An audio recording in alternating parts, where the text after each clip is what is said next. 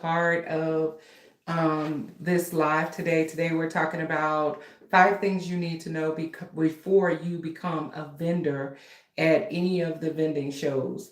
So, I want to be able to have this particular conversation because it's the holidays, and honestly, this is what people do during the holidays. They actually want to take their book out, they want to go out and be a vendor.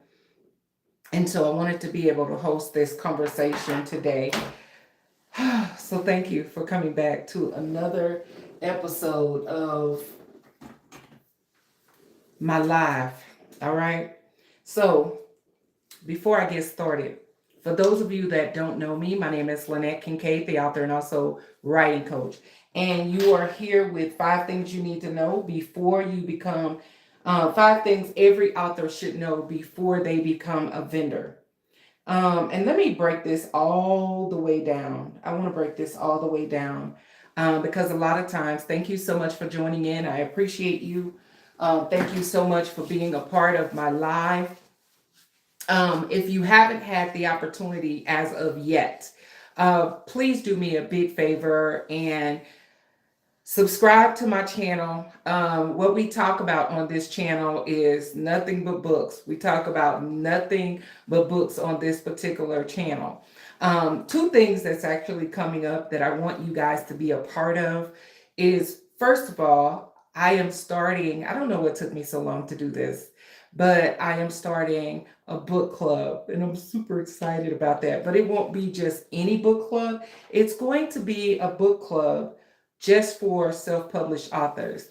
Just for self-published authors. So, as I've stated before, if you want to be a part of this, don't wait until get all the way up here and decide, hey, I want to, I want to have my book on your show and things of that nature. The second thing is I am starting a series called Inside of the Book. Inside the Book. And the first person that is going to be a part of that is Pastor Kevin Hartman. For those of you that don't know him, he was one of my clients, and he wrote a book called Journey Through Grief, A Long Road Ahead. And when I tell you that book is dynamic, but we're going to talk about that on November 10th. So save the date, November 10th. Save the date, November 10th. So 2 things that's going to happen in my world for self-published authors. One, I am starting a self-published book club. If you want your book to be considered for the book club, make sure you comment if you have a book. The other thing is I am starting a series. This is going to be a YouTube live series, and this series is going to be inside the book, inside the book.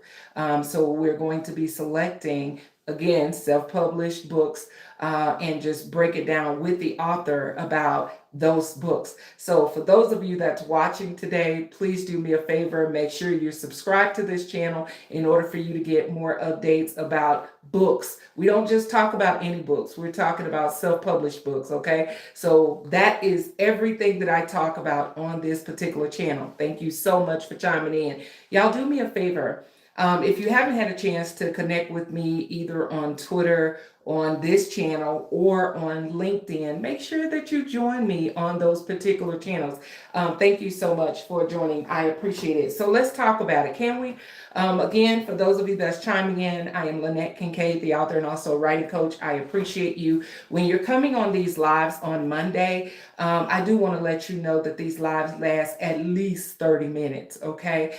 Because I want you to get a better understanding. What I do on LinkedIn, I post these type of comments on LinkedIn, but I go into detail on Monday. I break it all the way down on Mondays in order for you guys to have a great understanding of what I'm talking about, not just a post, okay? Because a lot of times we see posts, and if we don't know the person, we don't really feel comfortable, commenting on the post, or, we're a little shy at first, right? And so I want you guys to understand that when you are thinking about writing a book, publishing, self-publishing a book, marketing a book, I want you to know all of this information. You ain't got to really know me per se, but I want you to know this information because what happens in the self-published industry, a lot of times people don't know the information, they rush to publishing, and they have to go back and start over from scratch if they make a mistake, or if things don't go like they want to go. They publish it, then they unpublish it, then they're trying to figure out how to republish it.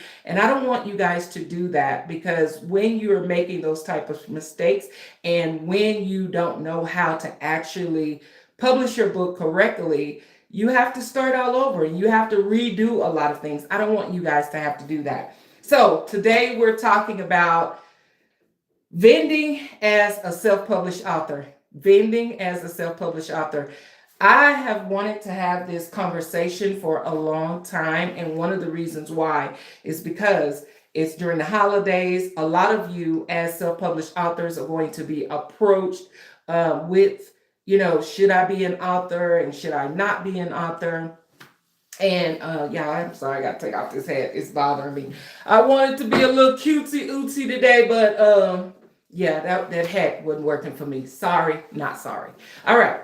So 5 things you should know before you become an author. A lot of times when you are a self-published author, let me just tell you who know that you're wanting to sell your book. People that are hosting events, they know that you want to sell your books. They know that, right? And so a lot of you as self-published authors, you will be approached. You will, people will ask you, hey, I'm having this event. We'd love for you to be there. And let me tell you something about a lot of event hosts. People that host events, they don't really care. A lot of them really don't care. Now, it's some that care, but a lot of them really don't care whether or not your book fits into the dynamic of their event. If you want to be a vendor, they're going to take your money and they're going to go. And so the reason why I wanted to host this, because a lot of you guys should not be vendors at these vending events, okay? Unless your book aligns with the event that's being hosted. For good example, let's say in your book is talking about fashion shows and fashion and hair and beauty, then yes, of course, you may fit in to an event that's like a hair show or a fashion show, right? So your book may fit in. A lot of times we attempt to be a part of things that, we always talk about this seat at the table. We always talk about a seat at the table. Sometimes these tables are not meant for us, baby. And sometimes we got to put that in our mind. There are tables that are meant for us as self-published authors. Either you create your own table or you sit at the table where you fit in, okay? But sometimes these events do not fit us, and we're paying, anywhere from $50 all the way to $1,500 to be a part of a table that wasn't even set for you, baby. Can I be the one to tell you? All right. So this is the reason why I want to have this conversation with you guys.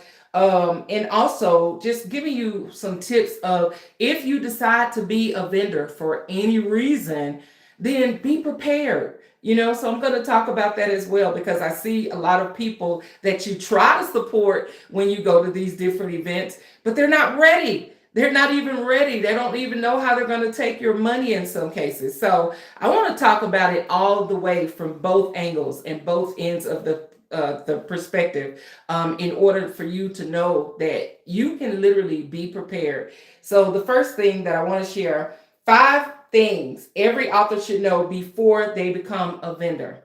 Okay. The first thing that you should be asking yourself is this event right for me? Is it right for my book? The first thing, this is still a part of the first thing, is know your goals before you say that you want to be a part of these events. Okay. What are your goals? Is your goals to be more so for networking? Is your goals to be more so for making money? If so, set those goals before you actually leave the house.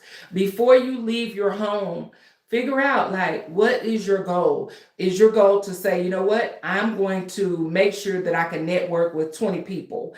Is your goal to say, you know what, I know that I'm going to sell 30 books before I actually leave for the day, right? A lot of you just go in there willy-nilly. You'll go into these vendor events like willy-nilly and you're not really prepared. And you come home, sad, upset, and then we want to blame the event host, but a lot of things are not the event host's fault, okay? So the first thing is, and this is the biggest mistake that I've seen from self-published authors. You go to the vending event, you don't have any way to capture the information. Keep in mind that sometimes people are going to vending events in order to just get the information from the vendor. They're not really ready to buy, or if they're that type of person that they don't do impulse buying, which a lot of people do at vending shows, right? If they don't do impulse buying, then guess what? You need to be in their mind and in their brain when they get home and they get settled and they decide whether or not they're going to make those purchases from that event. Okay, so capture their information. You can capture their information. One of the things that I do when I go to vending shows is I have a bowl, and the bowl is actually for business cards. Okay, it depends. Sometimes I'll have like a drawing for the people that's in the bowl, and then sometimes I'll have a drawing for the people that have signed up and all of their information is correct and things of that nature. So two things that I normally carry with me if I decide to be a vendor. Keep in mind, even if the vending opportunity is free, you need to be prepared. A lot of you are just like, I'm just going to go. It's a free event. It's not a big deal. I'm just going to show up. Show up as if you paid $500. Period. Okay. Act as if you spend a lot of money every single time. And that way you'll be prepared every single time. So a little bowl, you can get these bowls from the Dollar Tree. I normally like glass bowls so people will see other cards in those glass bowls. And then, and it looks more, for me, it looks more like a little fish aquarium bowl, right? And they're $1 at the Dollar Tree or whatever. And so you grab these bowls and let people put their business cards in them, okay? The other thing is having a sign-in sheet. Guys, Microsoft actually make these sign-in sheets for you. All you have to do is literally change it, put your name of the business at the top or the name of your book at the top, and then make the amount of spaces that you want to have and then print it off the day before your event, okay? The other thing is a lot of people don't understand this, and this is why I want to have this conversation, okay? We're still on number 1. We're going to get to number 2 and all the way down to 5, I promise. But I really want you guys to understand how important it is once you spend your money, once you've been invited to these events. And here's the thing, a lot of the events that I've been a part of, I've been a part of the event per word of mouth, meaning that someone has said, oh my God, they have an amazing table. You should invite them, right? Because let me just tell you, after you create an event, I've been on both ends of the spectrum. I've been an event host and I've been an actual vendor. But after you host the event, the less work for you, the better. So if you can have an amazing blazing vendor there that's going to come to your event and shine, oh my God, event hosts love that, okay? And they will invite you back every single time just because you've made a part of their life easier, okay? The other part that I want to share with you guys is a lot of you want to be vendors, but you don't have your vendor equipment available. Let me tell you what that looks like. So you want to be a vendor, but you don't understand that a lot of people, they don't come up to your station right away. A lot of the foot traffic, they go to places or they go to booths that catches their attention.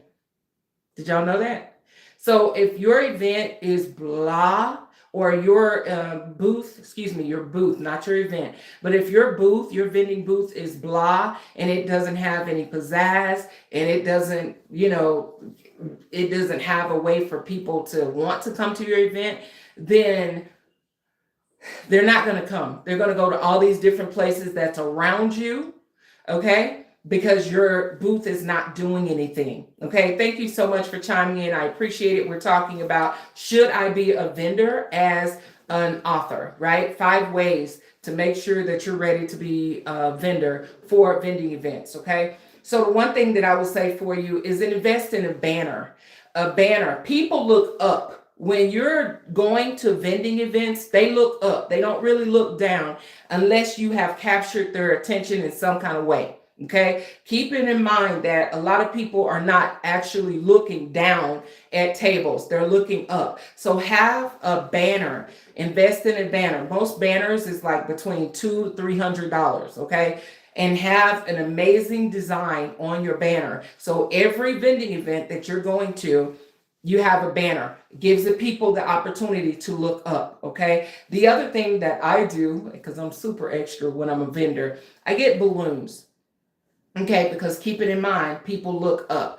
I also get like little sacks, little bags. So whatever your branding colors are, I get the bags that actually matches that. Okay, and I'll actually show a picture in the comments or a link to the pictures that I've done because I've gotten so many raving reviews about my table. So I want to share that with you in order to give you guys some ideas on what works. Okay, so one of the things that I've done is I've gotten little bags that was my branding colors, and then I would get the little tissue paper that go inside of them. Sometimes it just depends on the type of event. I've even put journals, little miniature journals in those. I've put little pens, color decorative pens.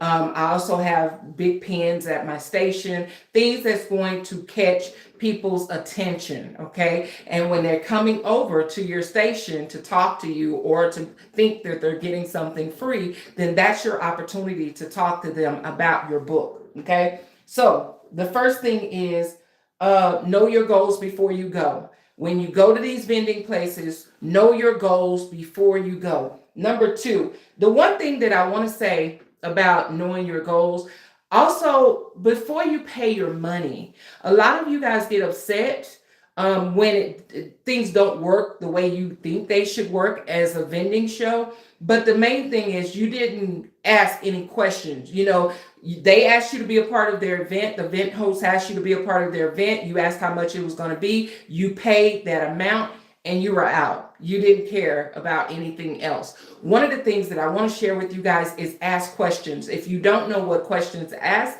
then I'm going to share with you. One question is, hey, thank you so much for asking me to be a vendor at your event. Like, how do you highlight the vendors through your show? Is that something that you do? Do you have a social media page that's going to highlight the vendors, before the event or the day of the event? Like, how does that actually work? How does that actually look? Okay. Ask those type of questions. That way you're not feeling like you're left out. One of the things is, hey, asking them, how are you promoting this vending event? What does that look like?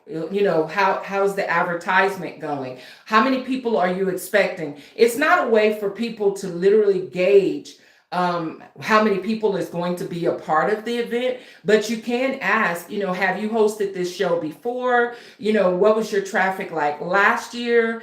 Those are questions that you should be asking. And keeping in mind that your ultimate goal shouldn't be to make money. That's kind of iffy. Your goal should be to make money at the event, especially if you're paying, let's say you're paying $1,500. Let's say you're paying $500 even. Yes, you want to recoup that money back, but you also want to make sure prior to paying your vending fee, how are they using that towards marketing?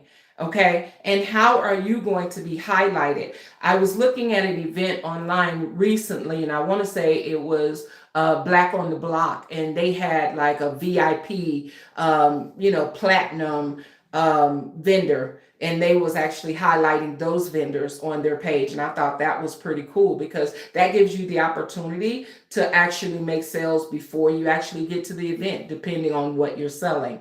So that's also something that you can consider, okay? Keeping in mind that even though you're a vendor, even though the person that's hosting the event, they could have like 500 people there, That doesn't guarantee that 500 people will come to your station.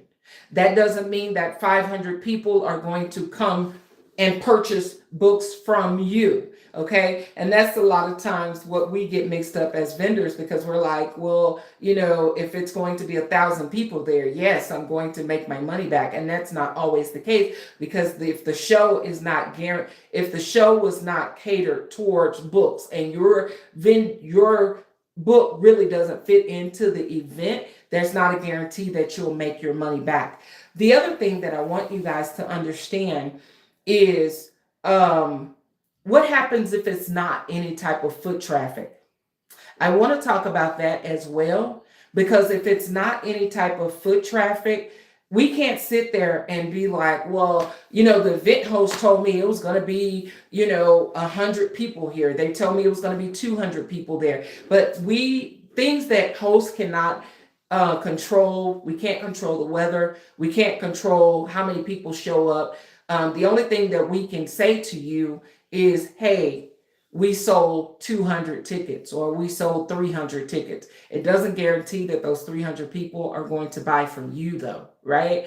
And so this is the reason why, vending and hosting shows become a little iffy miffy, okay? But the one thing that I would share with you, if it's no foot traffic at all, don't sit at your table and just play with your phone, okay? You have paid your money to be there in most cases. Take your time serious. So come from behind your table, make sure that your presentation is correct. So this is number 2. Your presentation is everything. Remember when I was telling you about the banners and the balloons? You don't have to do balloons if you don't want to, but just making sure your presentation is amazing, blazing.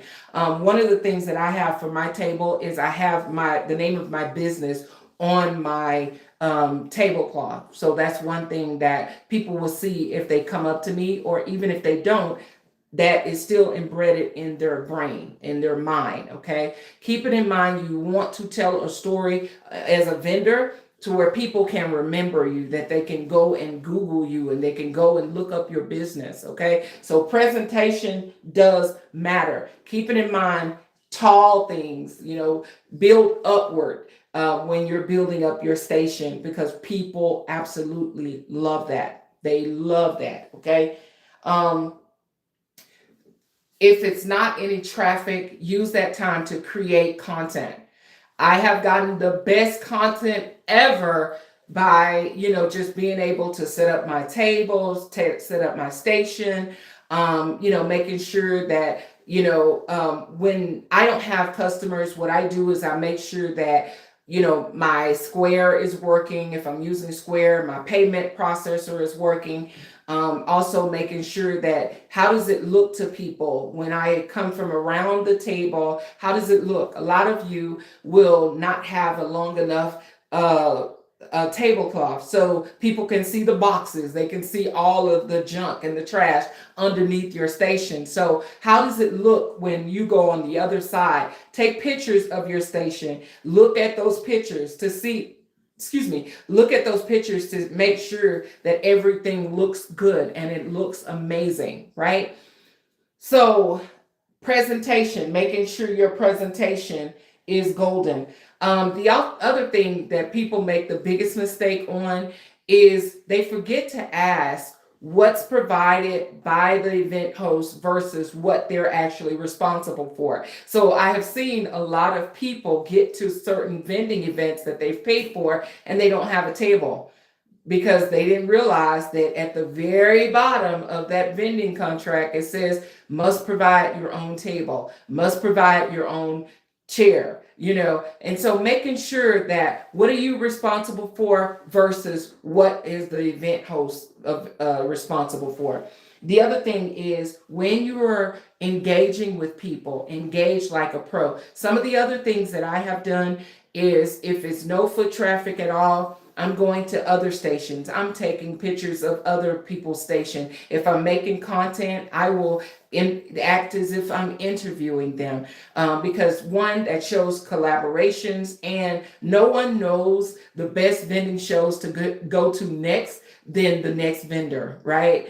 So If you're feeling a certain type of way towards the event because there's no foot traffic, think about how someone else is feeling. So use that time to collaborate with other people, giving them your information so they feel comfortable sharing your information on their social media pages, and you feel comfortable sharing their information on your pages. Keep in mind that as vendors, we're all on one team. It's not, the fact of, oh my God, I'm not making money and they're making money. It's a team effort, okay? It is a team effort. The other part is number 3, engage like a pro. Don't just sit behind the table. Be approachable. Because here's the thing. A lot of times when you have your phone and you're looking down in your phone, people don't want to disturb you. They don't. They're not going to disturb you for your products, okay? So make sure that you come from behind the table, be approachable to the people that's coming up to your station. And even if they're not thinking about coming to your station, if you're standing in a place to where they're walking by you, hey, how's it going today? How's your day going? Can I tell you about my book? Okay. Be approachable. Some will say, yeah, or some will say, no, I'm on the way to, I just came to get some seasonings from the person down the hallway or down the way. I don't have time to hear about the book. Okay, no problem. Just for your record, or just so you'll know, my name is Lynette and I just wrote a book about letters to mom. Okay. If you can, do you mind Googling it when you get home? Absolutely. They're going to say yes or no. Okay. You don't want to come across really spammy, and that's not spammy. Okay. That's just literally telling someone about your book. By the way, book recommendation, letters to mom. Okay. Writing to heaven, letters to mom, writing to heaven. That's my new book. Okay. It's new to you. So engage like a pro. Number 3, engage like a pro. Number 4, be prepared for the unexpected. Be prepared for the unexpected. Be prepared for the unexpected, okay? Things can happen. Events can shut down. The weather can shut things down. It can be too hot, so that can shut events down. I've never seen that, but it could happen. But definitely where I live, snow, rain, especially if it's an outside event. Okay, if it's an outside event, guys, please be prepared for outdoor events. I can't stress this enough. I have seen so many EMTs having to come on the scene because somebody has passed out because they've gotten too hot. Make sure that you wear the proper clothes. Make sure that you have the proper awnings. I don't know what those things are called, with the little vending booth things that you can get from Academy or whatever is available in your area. But just making sure that if you have signed up for an outside event, you're prepared for that outside event, but also be prepared for the unexpected.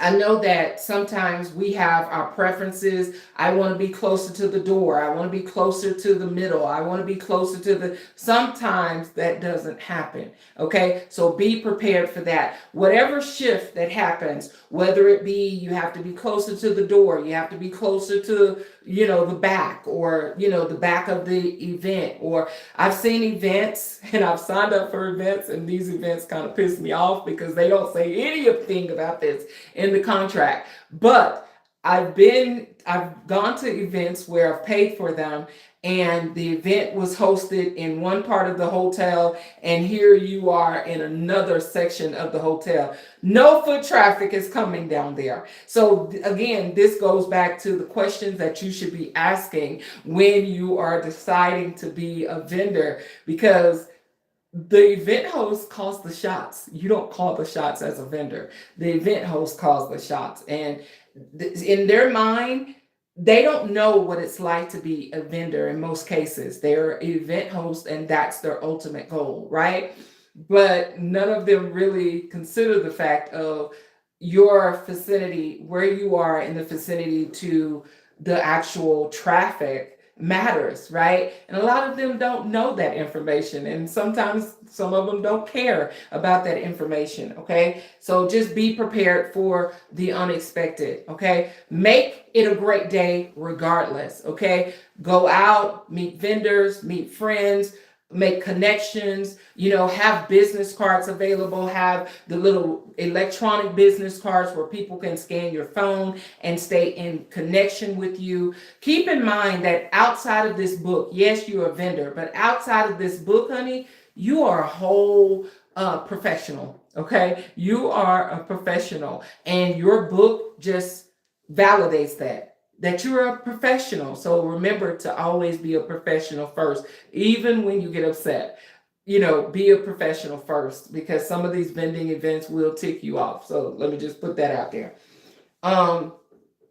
Number 5, this is something that I do. I would suggest for you guys to do that as well. You may not get any type of responses, but every single person that I have met, that I've encountered, that I have their business card, that they have signed up on my sign-in sheet, I have sent an email to each one of them.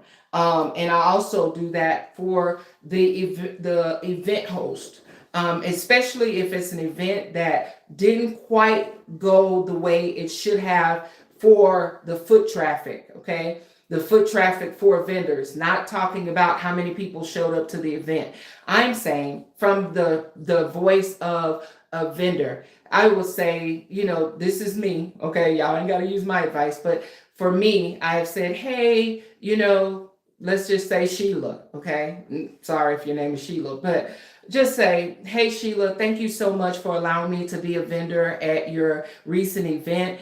Here's what I'd like to say, or here's some of the feedback that I heard as other people, other vendors shared with me. Here's some of my feedback.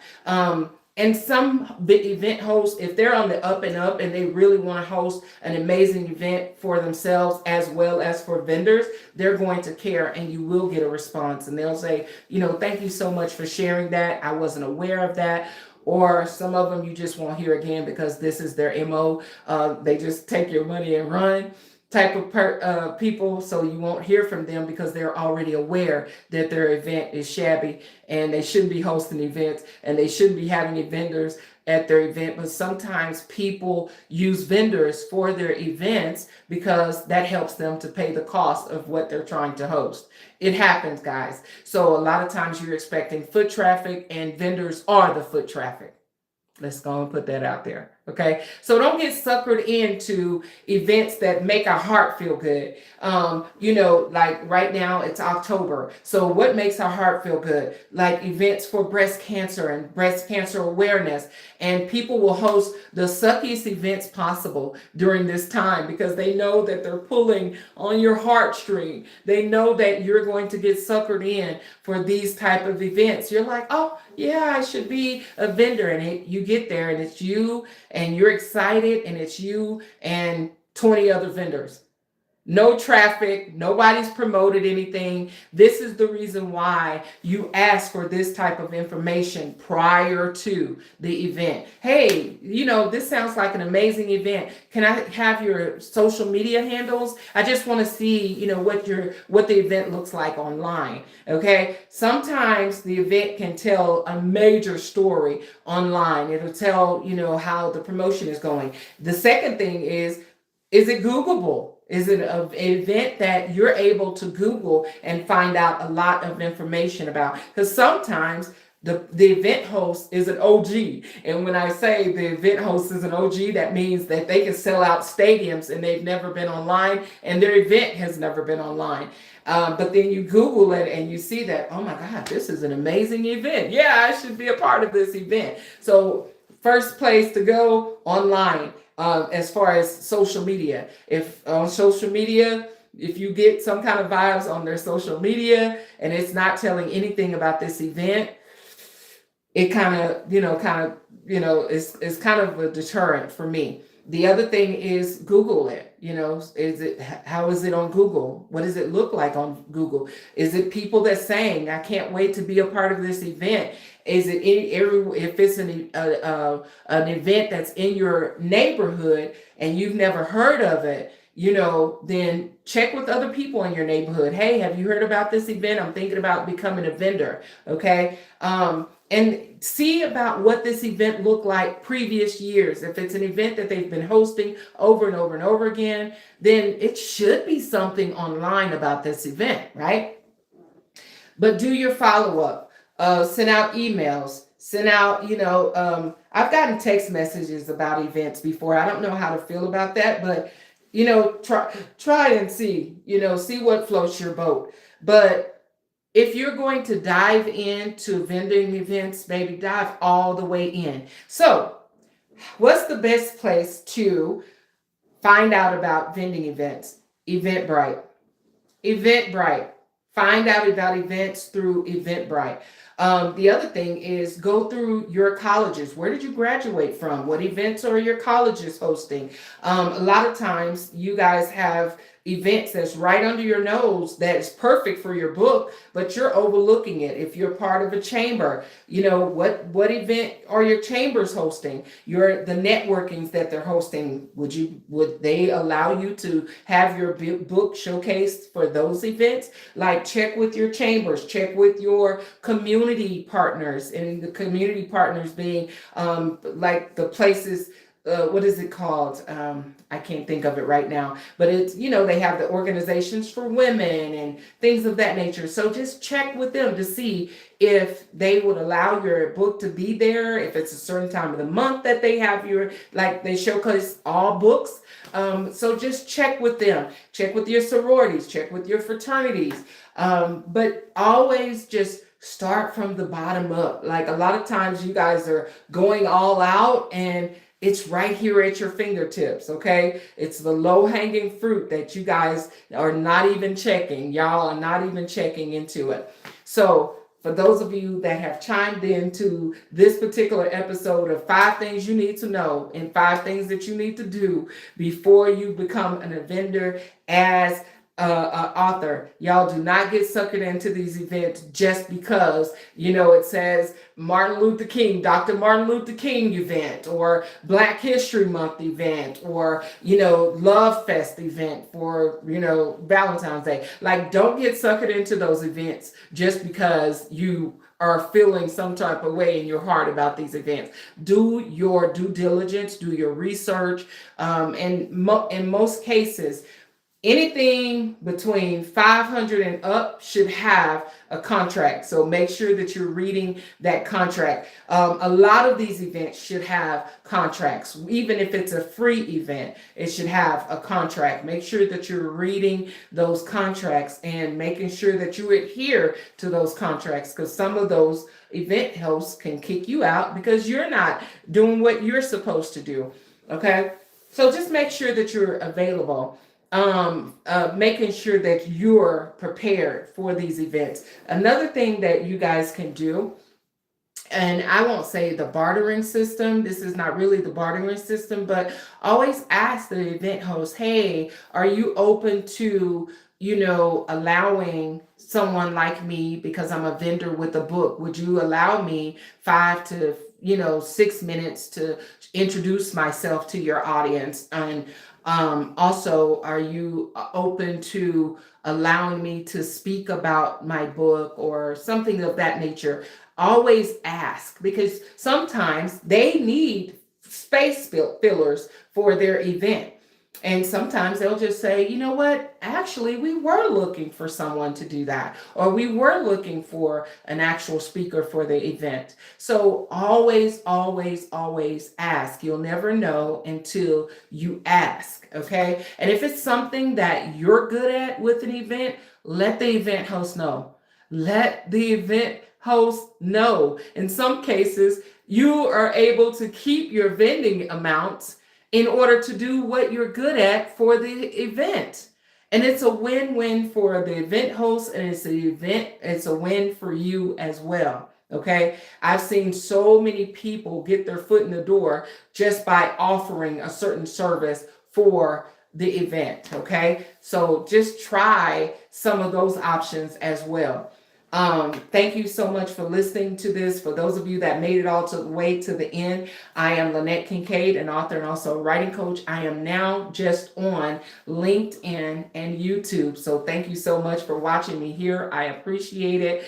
Make sure that you share this video. Make sure that you subscribe to this channel. We're talking about books, and self-published books. So if you have a self-published book, make sure that you are putting it in the comments in order for us to reach out to you, in order for us to consider your book for my new book club, and also to consider the book for the lives that we're going to do with authors. Make sure that you save the date for November 10th, as we're going to feature our first author on this particular channel at 4 p.m. Mountain Standard Time, 6 p.m. Eastern Time. So make sure that you save the date. I cannot wait for you guys to just dig into this book with me, Journey Through Grief.